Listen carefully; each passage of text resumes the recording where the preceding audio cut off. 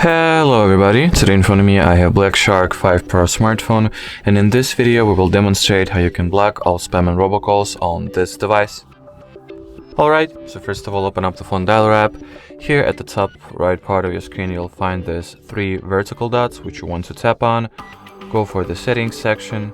Next at the settings page you want to open up the caller ID in spam category, and in here all that it's left to do is to turn on the filter spam calls toggle.